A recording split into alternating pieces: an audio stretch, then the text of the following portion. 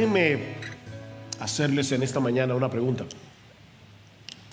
¿De quién depende que nosotros avancemos en nuestra vida cristiana? ¿De Cristo o de nosotros? ¿Tenemos alguna responsabilidad en nuestro crecimiento espiritual? ¿O lo único que tenemos que hacer es descansar en Cristo y dejar nuestra vida en sus manos? Pablo responde a esta pregunta de manera indirecta o incidental en el conocidísimo texto que vamos a estar considerando en la mañana de hoy. Les pido por favor que abran sus Biblias en Gálatas capítulo 2.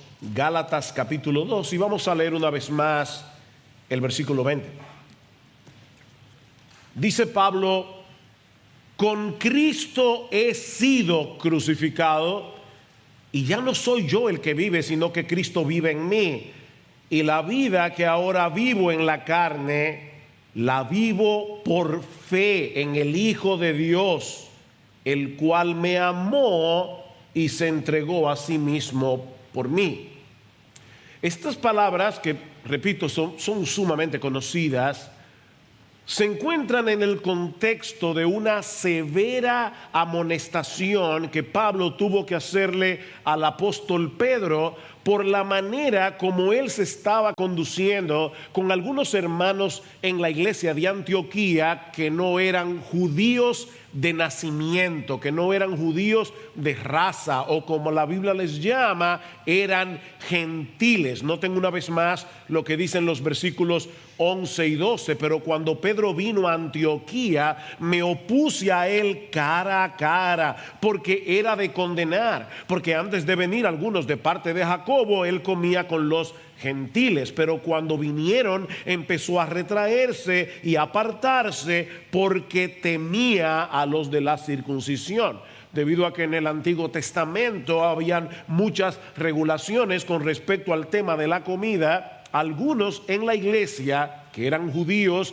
de origen, no sabían cómo manejarse con estos cristianos que provenían de un contexto no judío y que no tenían las mismas limitaciones en cuanto a la comida que ellos tenían. Ahora, Pedro no debía tener ninguna duda con respecto a esto, porque durante el ministerio del Señor Jesús, él mismo había dicho, Marcos capítulo 7, versículo 18, que todos los alimentos eran limpios. Y en una visión que el Señor le dio a Pedro en Hechos capítulo 10, y que de paso tenía que ver con la comida, recuerdan, Pedro mata y come, Dios le hizo saber a Pedro que él no debía hacer acepción de personas. Así que durante un tiempo Pedro estuvo compartiendo tranquilamente con sus hermanos gentiles, comiendo con ellos, pero tan pronto como llegó una comitiva, una delegación de judíos cristianos de la ciudad de Jerusalén, entonces Pedro comenzó a retraerse y apartarse de los gentiles.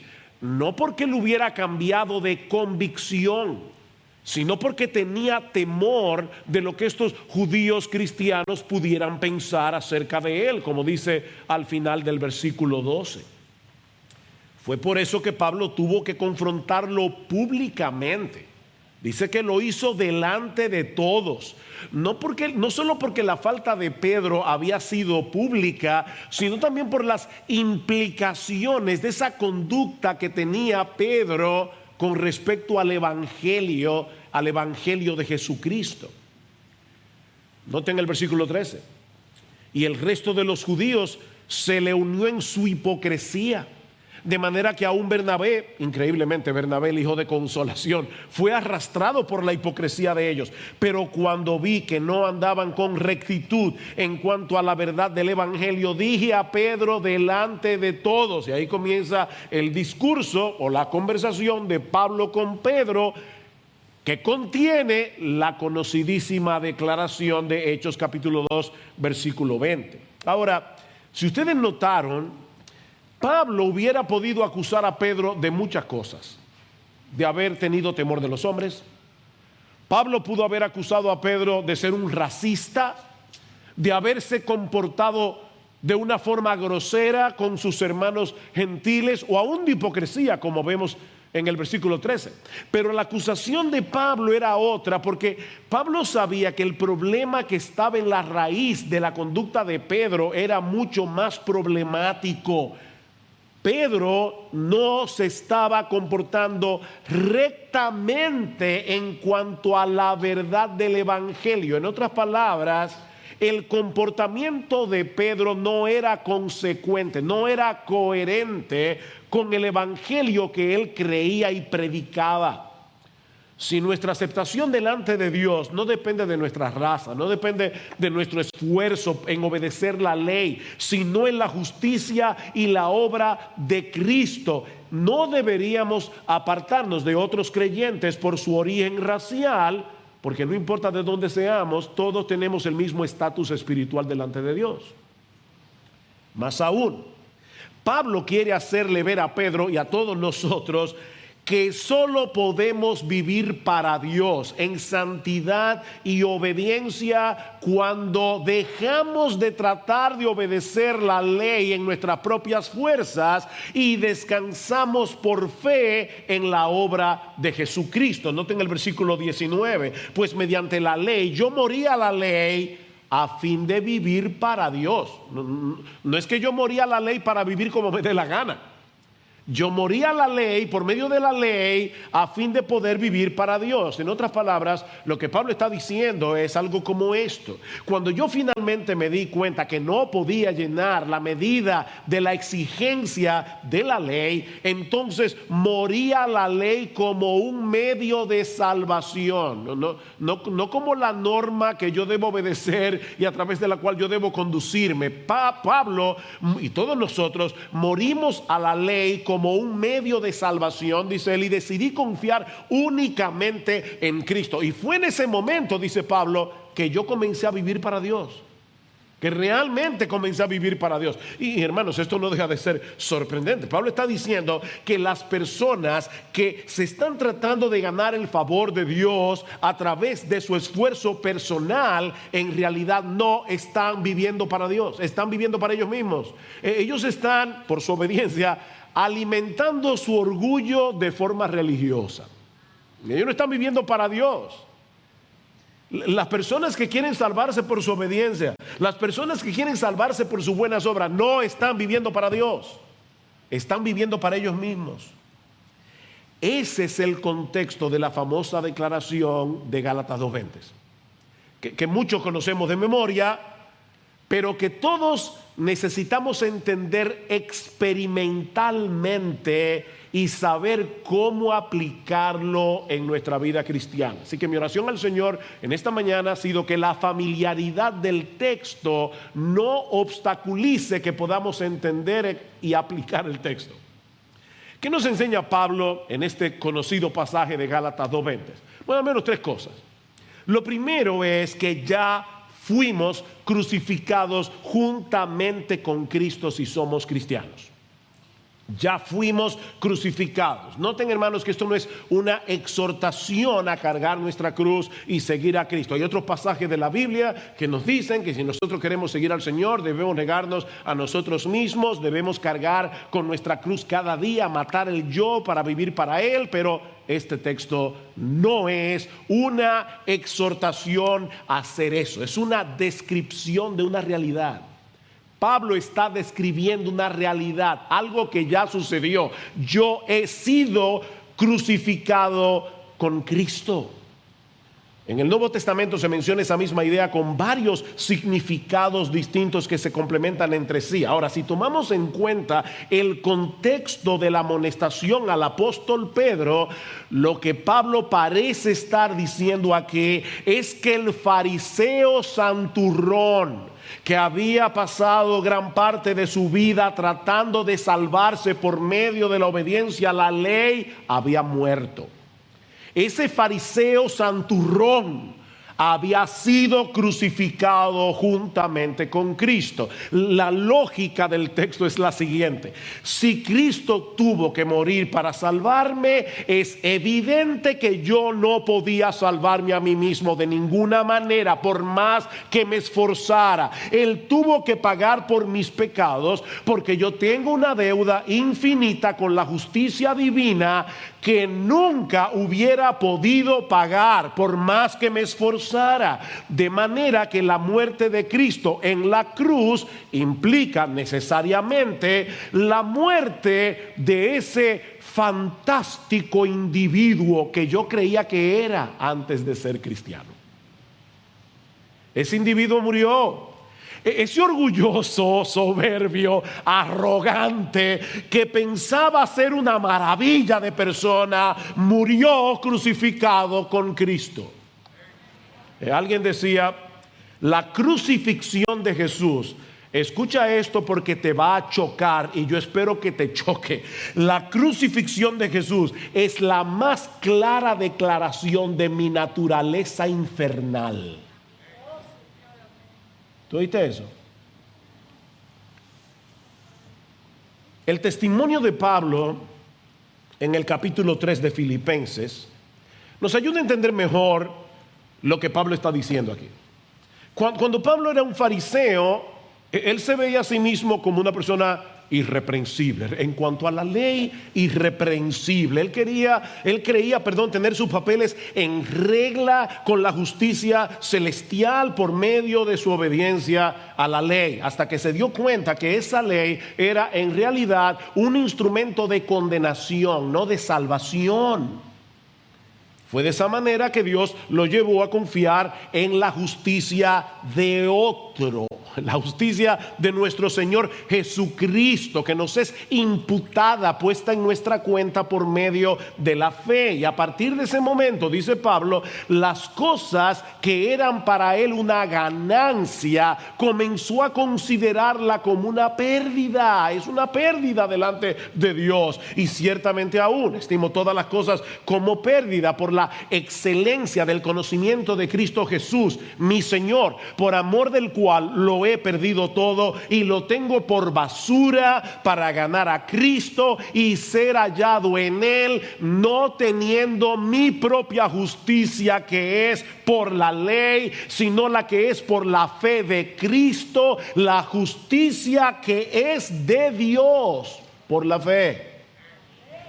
Tú y yo tenemos por la fe la justicia que es de Dios. Pablo se dio cuenta de su pecaminosa insensatez de estar confiando en su propia justicia, y ahora se gozaba en poder aceptar como un regalo la justicia de Cristo por medio de la fe.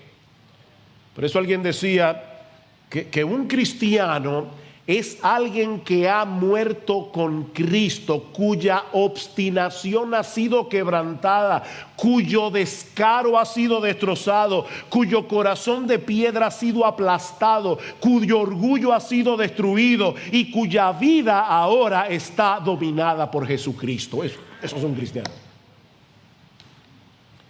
No se trata simplemente de alguien que entiende intelectualmente: soy pecador, Cristo murió, yo debo confesar mis pecados y iré a Cristo. No, es mucho más, es más profundo que eso. Es alguien que ha sido aplastado para poder confiar únicamente en Jesús. Lo que nos lleva de la mano a la segunda enseñanza de nuestro texto, y es el hecho de que ahora tú y yo, si somos cristianos, tenemos una nueva vida que no es otra cosa que la vida de Cristo en nosotros. Tenemos una nueva vida que es la vida de Cristo. Versículo 20 otra vez.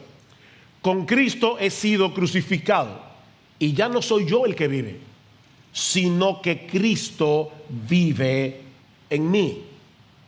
Pregunta: ¿por qué este texto ha sido místicamente interpretado a través de toda la historia de la iglesia? Cristo vive en mí, yo no tengo nada que hacer, solo dejarme llevar. Está diciendo Pablo aquí que su personalidad quedó completamente anulada porque ahora Cristo vive en él. Por supuesto que no. De hecho, noten todas las veces que Pablo hace alusión a sí mismo en el texto. Y de hecho, si lo leyéramos desde el versículo 18, no lo voy a hacer por el tiempo, pero veríamos que Pablo hace un montón de alusiones personales. Pero no solamente el versículo 20. Con Cristo he sido. ¿Cuál es el pronombre tácito o sobreentendido? Yo. Con Cristo yo he sido crucificado. Y ya no soy yo el que vive, sino que Cristo vive en mí. Y la vida que ahora vivo yo en la carne, la vivo yo por fe en el Hijo de Dios, el cual me amó y se entregó a sí mismo por mí. Hay 7 alusiones a Pablo solamente en ese versículo. Así que Pablo no está diciendo que su vida desapareció ahora que era cristiano. Entonces, ¿qué significa esto? Varias cosas. Por un lado, lo que él está diciendo es que ahora vive una nueva vida que depende completamente de la justicia de Cristo y no de la suya propia. Eso es lo que él está diciendo. En lo que a Dios se refiere, dice Pablo, mi yo pecador, ese arrogante, soberbio, fariseo, santurrón, ya no existe. Ahora, puede ser que tú no seas o no hayas sido un santurrón. Puede ser que tú te mires atrás y digas, bueno, yo no era como Pablo, yo más bien vivía abiertamente en inmoralidad. Bueno, si tú eres cristiano, este texto también se aplica a ti. La deuda que teníamos con la justicia divina fue cancelada. ¿Sabes por qué? Porque el que hizo todas esas cosas ya no existe. Murió, fue crucificado. Mi hermano amado, piensa en la cosa más vergonzosa, la más vergonzosa que tú hayas hecho en tu vida. Si tú eres cristiano, esa deuda ya fue pagada en el Calvario. El individuo que hizo eso no existe más. Pero no solo eso. Lo glorioso de la salvación no consiste únicamente en el hecho de que ya no tenemos deudas pendientes en el tribunal de Dios. No, es más que eso. Yo puedo tener una deuda con el banco y si un amigo me la paga, ya no tengo deuda, pero ¿saben qué? Mi cuenta sigue en cero. Pero eso no fue lo que hizo Jesús. Lo que hizo Jesús fue cancelar nuestra deuda y al mismo tiempo poner en nuestra cuenta su justicia perfecta, de tal manera que ahora Dios nos ama. Y otra vez escucha esto con suma atención: Dios nos ama como si tú y yo hubiéramos vivido la misma vida que vivió Jesús. Cristo vive en mí. Juan Bunyan, el famoso predicador bautista del siglo XVII, autor del Progreso del Peregrino, dice lo siguiente: es como si cada creyente poseyera un espejo mágico. En una de las caras del espejo es simplemente un espejo regular. Si nos miramos a nosotros mismos en esa cara, nos vemos tal cual somos, con manchas, verrugas y todo arrugados. Pero en el otro lado está la imagen del propio Hijo de Dios, y cuando Dios nos mira, Él nos ve desde el lado donde está plasmada la imagen de su Hijo. Miren, hermanos, sí, yo sé que somos gente ordenada, civilizada, pero de verdad, miren, eso es como para saltar de la silla. Cuando Dios te ve, Él ve a Jesús, porque tu vida está escondida en Él. Él ve a Jesús. Pero todavía hay algo más envuelto en esa expresión: Cristo vive en mí. Y es el hecho de que nosotros ahora tenemos un nuevo yo, una nueva vida que es guiada y energizada por el Espíritu de Cristo que mora en nosotros. Ya no vivo yo, mas Cristo vive en mí. O sea, todavía tenemos un yo que piensa, un yo que actúa, un yo que decide. Tú no fuiste anulado, pero es un nuevo yo en el que mora el Espíritu de Cristo. Cuando yo pienso, razono, soy yo que pienso y razono. Cuando yo decido algo, soy yo que lo decide. Cuando yo actúo, soy yo el que actúa. Por eso Pablo dice: lo que ahora vivo en la carne, es decir, en este cuerpo de carne, en esta existencia terrenal, soy yo el que vive, pero estoy viviendo una nueva vida. Cristo vive en mí por su Espíritu, de manera que ahora puedo vivir para Dios. No olviden el contexto. Por la ley, yo morí a la ley para poder vivir para Dios. Es lo mismo que Pablo dice en Romanos capítulo 7 versículo 4, en esa analogía que él hace del matrimonio. Pablo dice: así también vosotros, hermanos míos, habéis muerto a la ley mediante el cuerpo de Cristo, para que seáis de otro, del que resucitó de los muertos, a fin de que llevemos frutos para Dios. No es para que tú vivas como tú quieras, es para que demos frutos para Dios. Mis hermanos, nosotros podemos vivir la vida cristiana porque Cristo hizo de nuestro cuerpo su morada. Cristo hizo de nuestro cuerpo su templo. Cristo habita en nosotros por su Espíritu, y eso implica muchas cosas. Escuchen lo que dice Pablo más adelante en la misma carta a los Gálatas, Gálatas capítulo 4 versículo 6. Y porque sois hijos, Dios ha enviado el Espíritu de su Hijo a nuestros corazones, clamando: Abba, Padre. Mi hermano, ¿por qué somos movidos a venir a Dios clamando con la confianza de un hijo cuando estamos en medio de una dificultad? No es una oración ritualista, mecánica: Padre nuestro que estás en los cielos, santificado sea tu nombre. No, es un hijo que viene clamando a su papá, a su padre. ¿Qué es lo que nos mueve a venir a Dios con esa confianza? Pablo dice: bueno, el hecho de que ahora tenemos en nosotros el Espíritu de su Hijo, y por eso confiamos y clamamos como hijos. El Espíritu de Cristo nos lleva a hacer eso.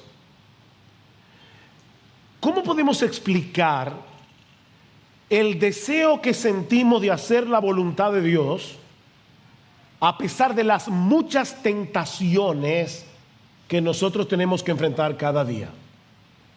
¿Cómo se explica eso? Cristo vive en mí.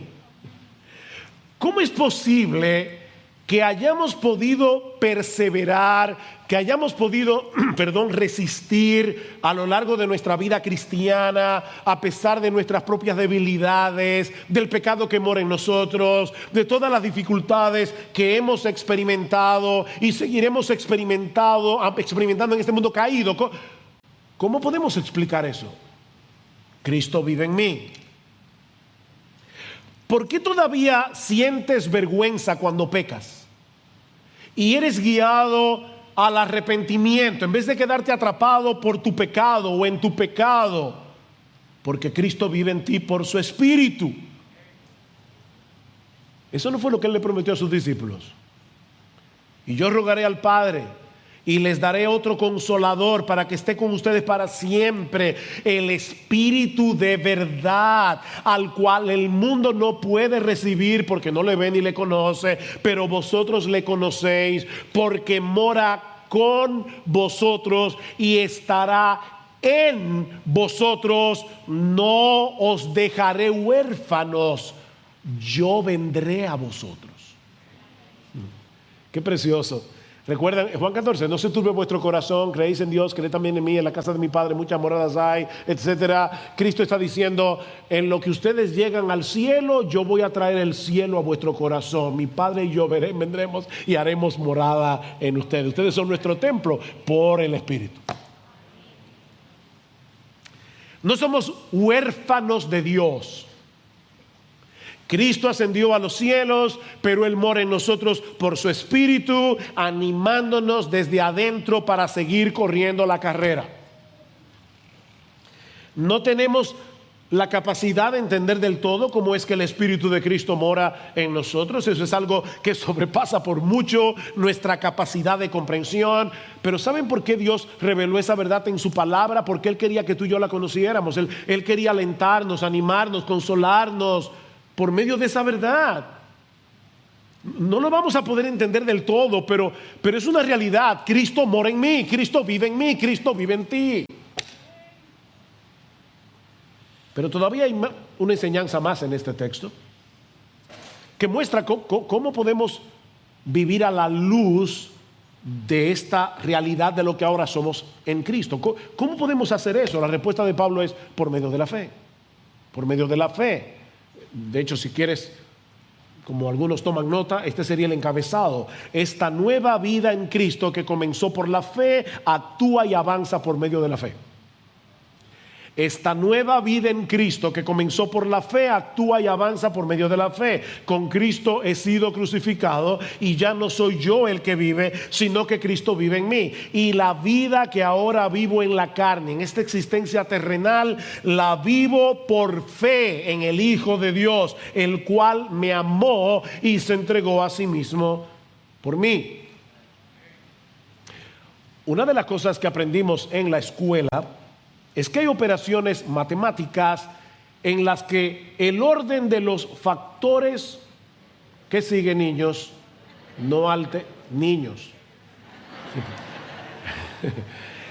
el orden de los factores no altera el producto. 2 por 3 da lo mismo que 3 por 2, ¿verdad? 6.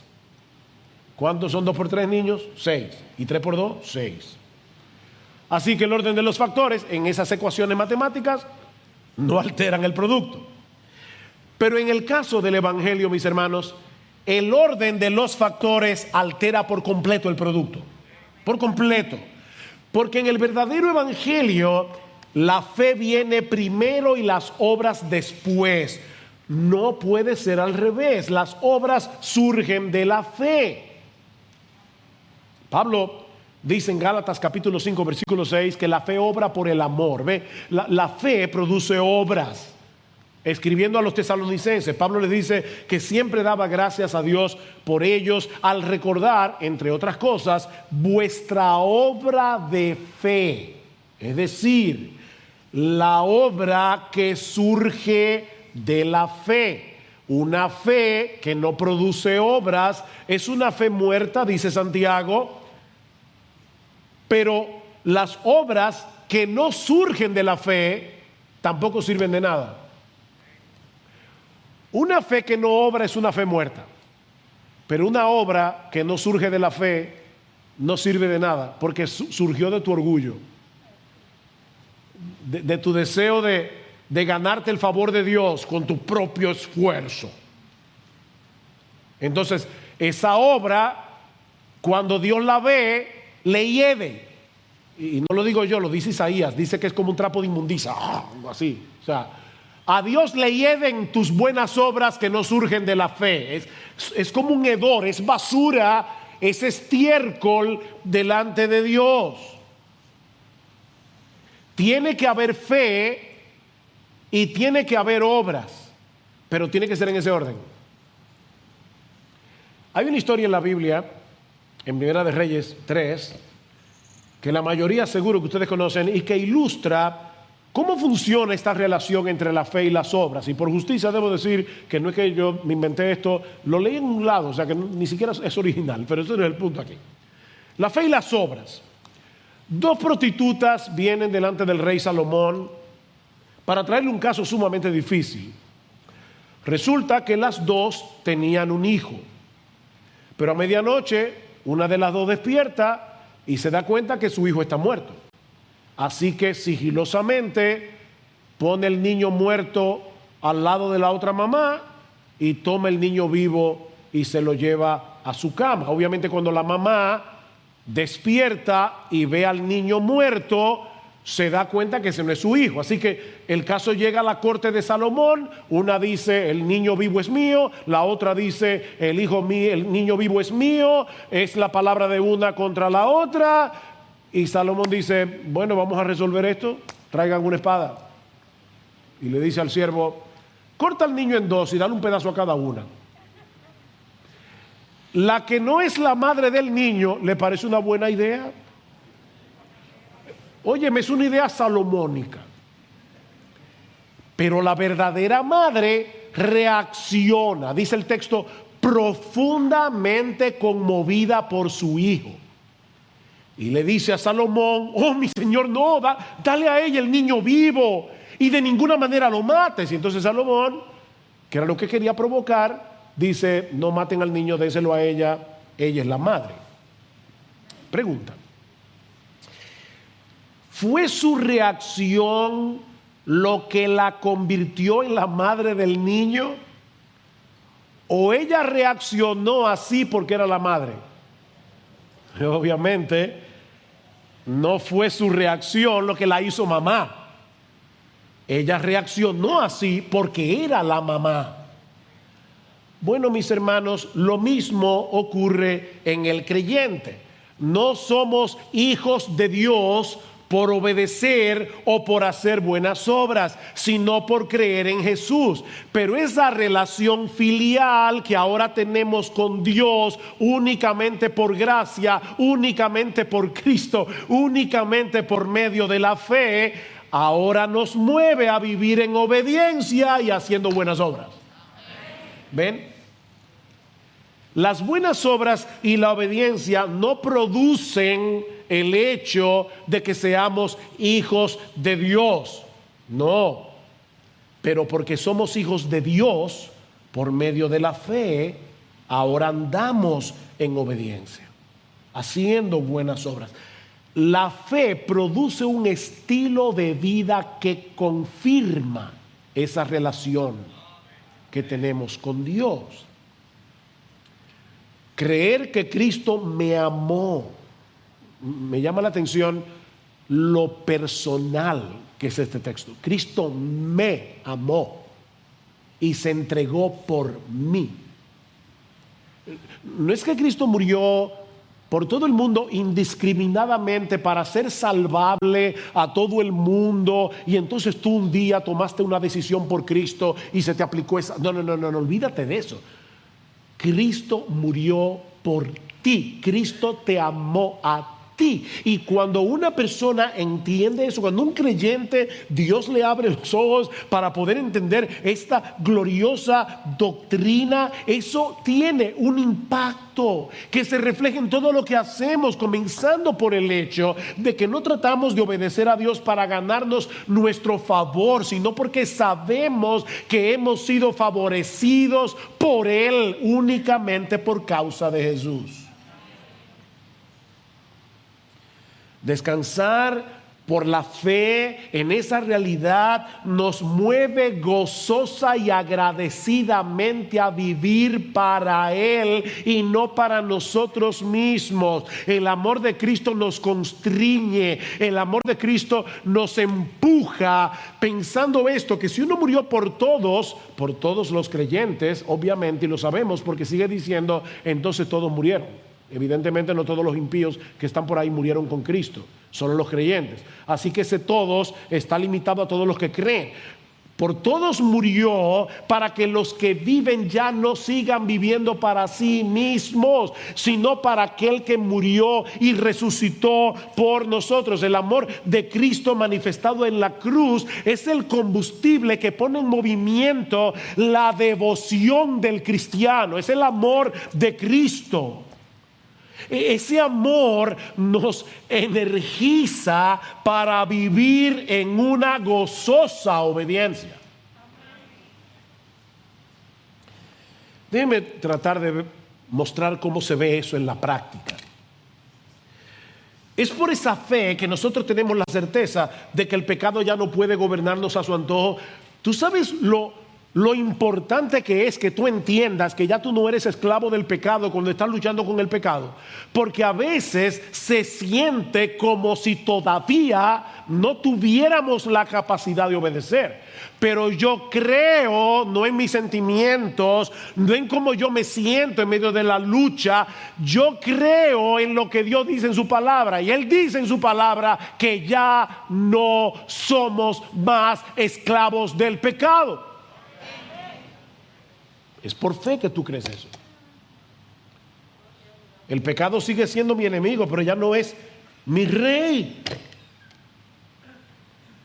¿Ustedes creen que cuando Abraham Lincoln firmó el acta de emancipación en enero de 1860 y no me acuerdo cuándo, 3?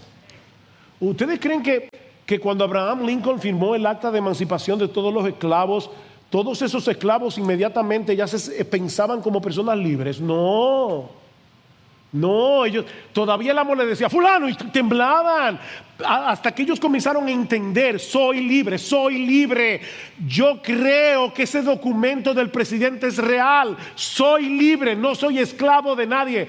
Mis amados hermanos, ya no somos esclavos del diablo, ya no somos esclavos del mundo, ya no somos esclavos del pecado. Cree eso.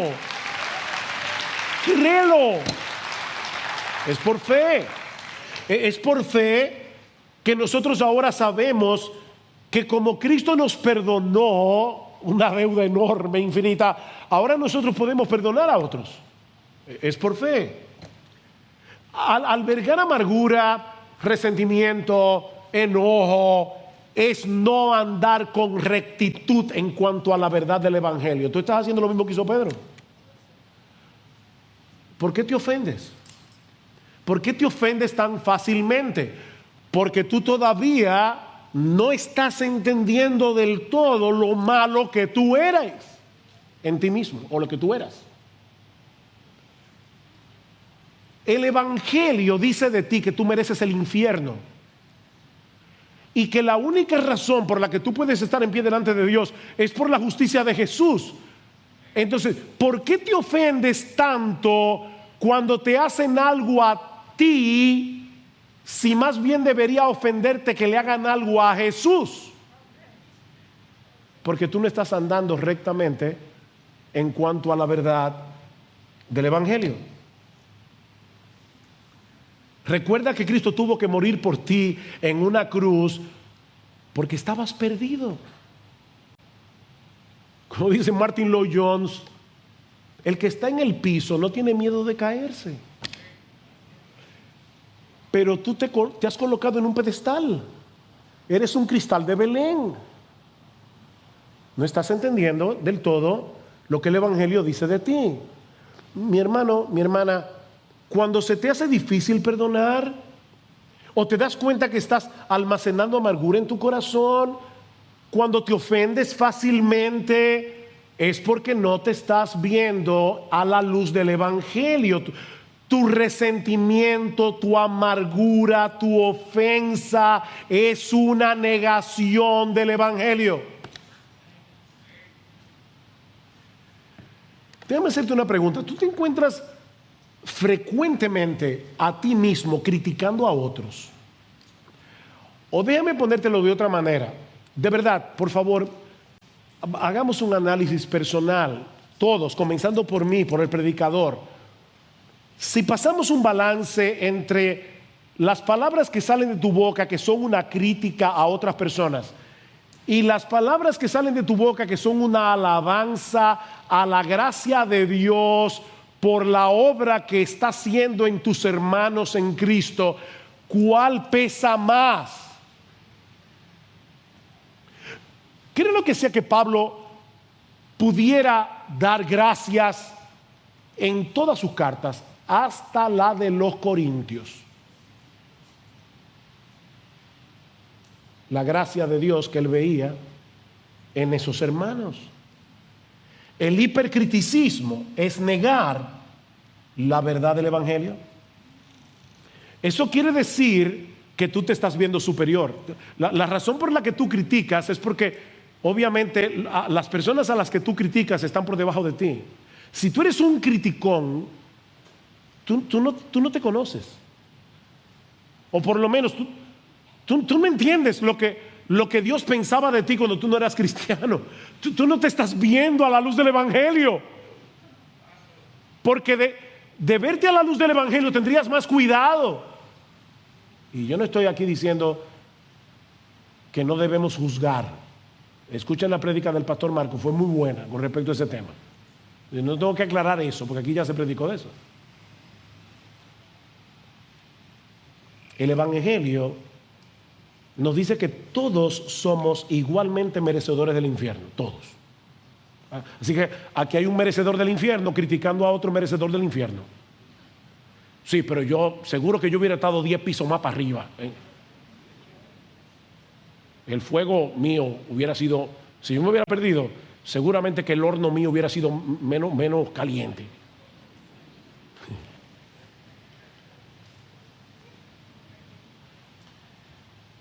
Todos tenemos en nuestra cuenta la justicia perfecta de Jesús. ¿Por qué tú no eres capaz de ver la gracia de Dios actuando en la vida de otro? Por sus defectos. Bueno, no hemos sido glorificados, pero ¿y qué de los tuyos? Es por fe que nosotros podemos dedicarnos a servir a otros, movidos por la gratitud de lo que Cristo hizo por nosotros de pura gracia. El Evangelio debe movernos a ser generosos con todo lo que somos y tenemos. Bueno, no se trata solamente de ser generoso con nuestro dinero, es ser generoso con nuestro tiempo, es ser generoso con nuestros dones, con nuestros talentos, es ser generosos con todo lo que somos y tenemos. ¿Qué dice Pablo? Porque ya conocéis la gracia de nuestro Señor Jesucristo, que por amor a vosotros se hizo pobre, siendo rico, para que vosotros con su pobreza fueseis enriquecidos.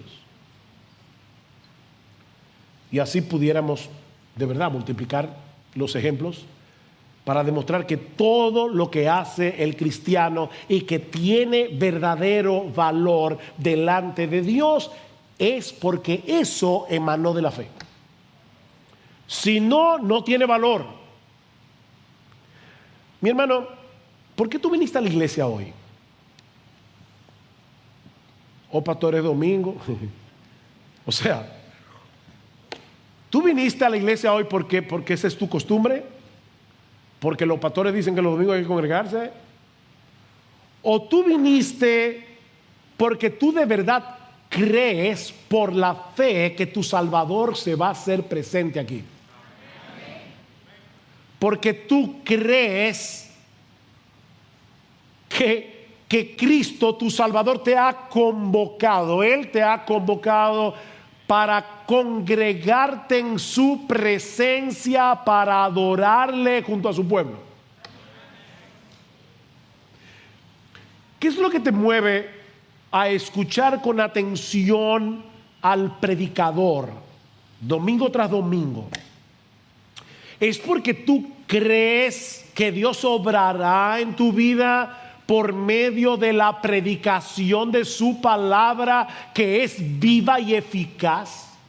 O sea, tú vienes con esa expectativa, wow, cuando Dios desata su palabra, su poder entra en acción y Él transforma corazones y yo voy a exponerme a ese poder. Tú vienes con esa expectativa. Es por fe que andamos, no por vista. ¿Recuerdan 2 Corintios 5:8? 5:7. Es por fe que confiamos en las promesas de Dios. Es por fe que aguardamos su venida. Es por fe que nosotros creemos que las aflicciones del tiempo presente no son comparables con la gloria venidera que en nosotros ha de manifestarse. Lo es por fe. Volviendo entonces a la pregunta del principio, ¿de quién depende que avancemos en nuestra vida cristiana? Recuerda, fue con esa pregunta que empezamos. Con esa pregunta terminamos. ¿De quién depende que avancemos en nuestra vida cristiana? ¿De Cristo o de nosotros?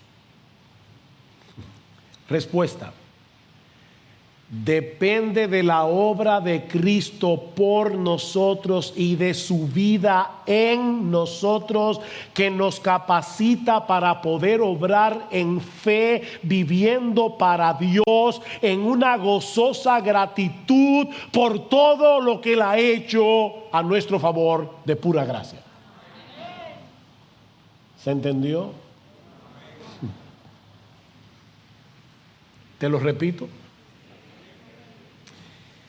Depende de la obra de Cristo por nosotros y de su vida en nosotros por su Espíritu, que nos capacita para poder obrar en fe, viviendo para Dios en una gozosa gratitud por todo lo que Él nos ha dado de pura gracia. ¿Ves? Dios no te ha anulado, eres tú el que piensas, el que razona, el que ve las implicaciones de las doctrinas bíblicas, el que toma decisiones, eres tú.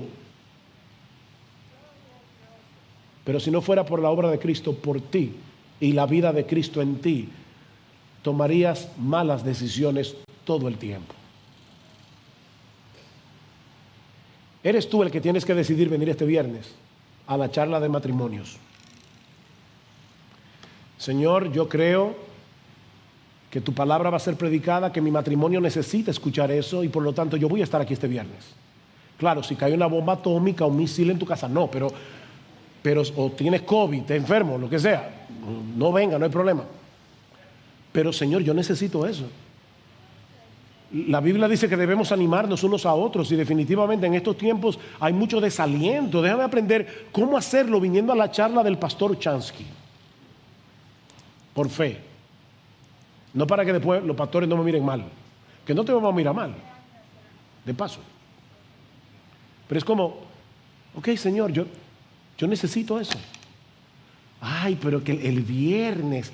Bueno, el que tiene que tomar la decisión de no acomodarse tanto eres tú. El que tienes que tomar la decisión de pararte de ese estupor, de esa pereza espiritual y hacer lo que tienes que hacer. No, óyeme, no se te va a cortar un brazo porque vengas el viernes en la noche y el sábado.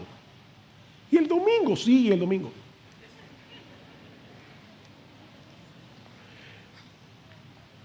Nuestro nuevo yo está vivo en Cristo. Ese nuevo yo, y me encantó como lo dijo alguien, ya no es un yo que anhela la autosuficiencia o la autoconfianza o la autodirección o la autoexaltación.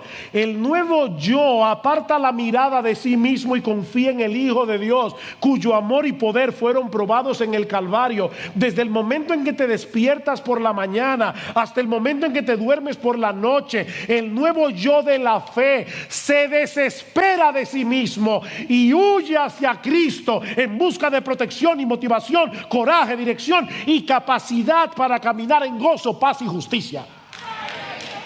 Eso es la vida cristiana en la práctica.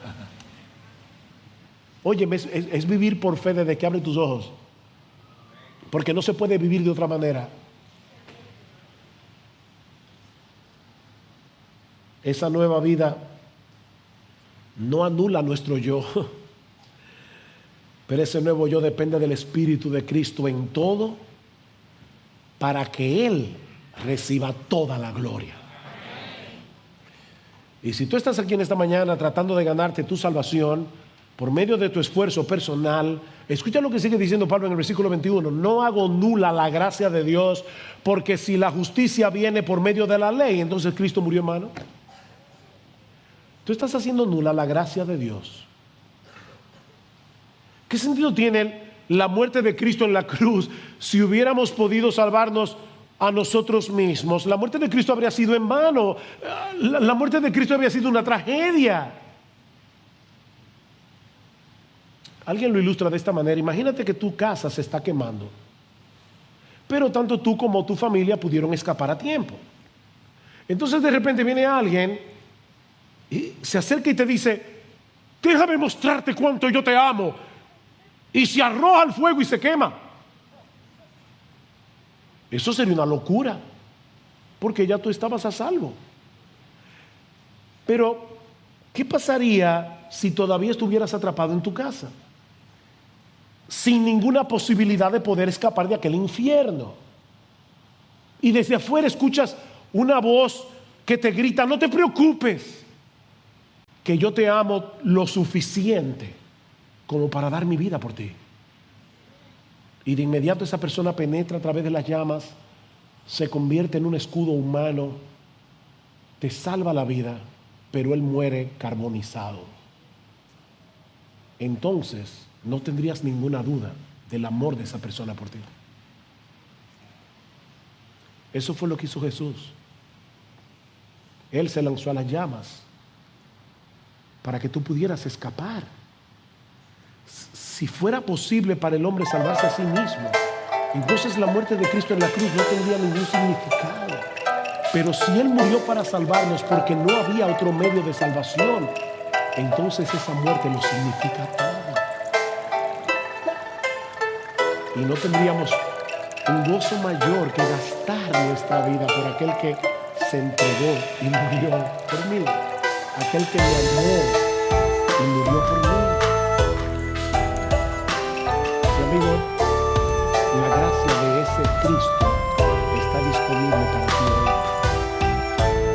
Si vienes humillado, despojándote de tu arrogancia, reconociendo tu impotencia y confiando únicamente en Él, ven a Cristo ahora en arrepentimiento y fe y se...